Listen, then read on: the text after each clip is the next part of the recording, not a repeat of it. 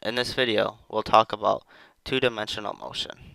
Two-dimensional motion is also known as projectile motion. This is when an object moves in both the x and y directions simultaneously under constant acceleration. We label the positive x direction being horizontal and to the right, and the y direction being vertical and positive upwards. When dealing with projectile motions, important to remember that the horizontal and vertical motions are completely independent of each other. We see we have the summary of our equations for two-dimensional motion in the x direction and in the y direction. When a projectile leaves from the origin with initial velocity, it makes an angle with the horizontal. We call this angle the projectile angle. When time is equal to 0, the velocity in the x direction is equal to our initial velocity times cosine times our initial angle of theta. Our velocity in the y direction is equal to our initial velocity times sine times our initial theta. To help us understand two-dimensional motion, let's look at a few problems we have below. Our first problem says, an airplane takes off with a vertical velocity of 14 meters per second and accelerates at a rate of 12 meters per second squared. The plane also has a horizontal velocity of 22 meters per second and accelerates 24 meters per second squared in the horizontal direction. After 7 seconds, find the plane's final velocity and direction of takeoff. First, I find it helpful to summarize the information we're given before we solve for the final velocity and direction. So it says the plane has a vertical velocity of 14 meters per second. So since it's vertical and it's happening at takeoff, our initial velocity in the y direction, which is equal to 14 meters per second, says the plane accelerates in a vertical direction at a rate of 12 meters per second. So we have an acceleration in the y direction of 12 meters per second squared. It says the plane then takes off horizontally with a velocity of 22 meters per second. So this will be our initial velocity in the x direction, which is equal to 22 meters per second, and an acceleration in the horizontal direction, which will give us our acceleration in the x direction as 24 meters per second squared. So to solve for the final velocity, we see that our figure to the right forms a right triangle. And if we solve for the x component and the y component, we can use Pythagorean Theorem to solve for the hypotenuse, or which happens to be the plane's actual velocity and direction. By using Pythagorean Theorem, we can solve for final velocity, because we'll know that our velocity in the x direction squared plus our velocity in the y direction squared taken to the square root will give us our final velocity. So now we have to solve and find our velocities in the x and y direction. So we have an equation where we have final velocity in the x direction is equal to our initial velocity in the x direction plus our acceleration times time. Since we know our time, our acceleration, and our initial velocity in the x direction, we can solve for our final velocity in the x direction. If we do so, we'll see that our initial velocity in the x direction is 22 meters per second plus an acceleration of 24 meters per second squared times 7 seconds. If we solve for our final velocity in the x direction, we'll see our final velocity will be 190 meters per second in the x direction. The same can be done to find the final velocity in the y direction. We know our initial velocity in the y direction plus our acceleration in the y direction times time. We can solve for our final velocity in the y direction. Our initial velocity in the y direction is 14 meters per second plus acceleration of 12 meters per second squared times our time of 7 seconds.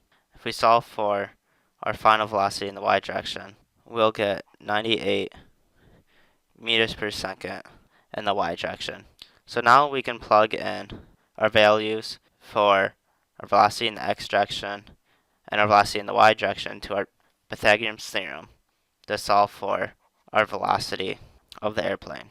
So if we take 190 squared plus 98 squared to the square root, and we solve for VF, we'll see the final velocity of the plane is equal to 213 meters per second. And then we're asked to find the direction of takeoff.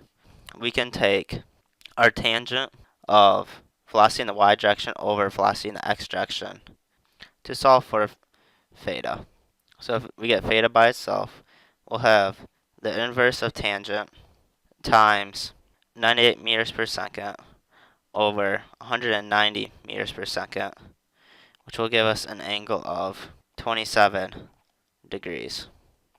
In our second example, it states that a boat crosses a 1,800 meter wide river. The velocity of the boat relative to the water is 4 meters per second, directly perpendicular to the current. The velocity of the water relative to the shore is 2 meters per second. What is the velocity of the boat relative to the shore, and how long does it take for the boat to cross the river? So in our figure to the right, we'll see our velocity of our boat relative to the water will be our y component, while the water relative to the shore will be our x component.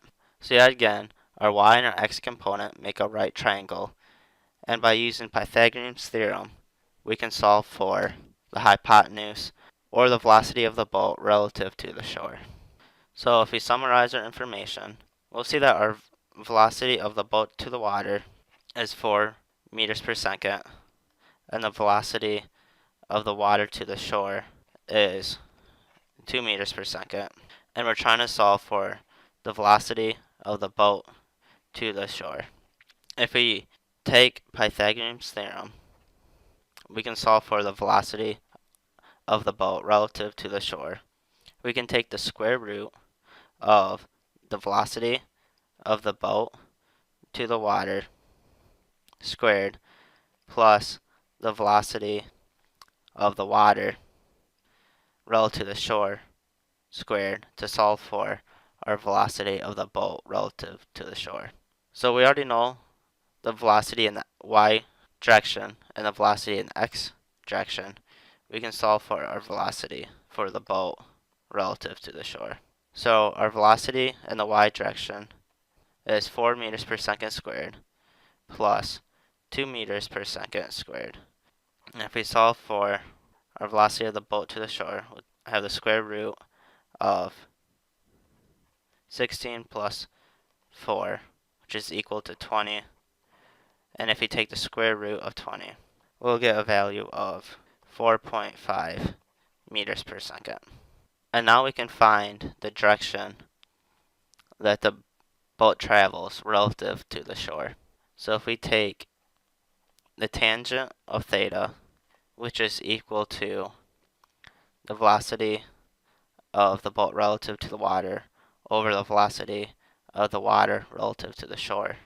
If we solve for theta, it'll give us the inverse of tangent multiplied by the velocity of the boat relative to the water, which was 4 meters per second, over the velocity of the water to the shore, which was 2 meters per second, will give us an angle of 63 degrees. We're asked, how long does it take for the boat to cross the river? So we know that velocity is equal to our displacement over time. And if we solve for time, we'll have time will be equal to our displacement over our velocity. And we're trying to find the velocity of the boat relative to the shore. Since the boat is traveling in an upward direction, we'll see that the velocity of the boat to the shore is equal to the velocity times sine our angle of 63 degrees. And so now we can plug in this value for the velocity of the boat to the shore. And we know the width of the river is 1,800 meters over the velocity of the boat to the shore, which is equal to 4.5 times sine times our angle of 63 degrees. And when we divide this, we'll see that it will take the boat 450 seconds to cross the river.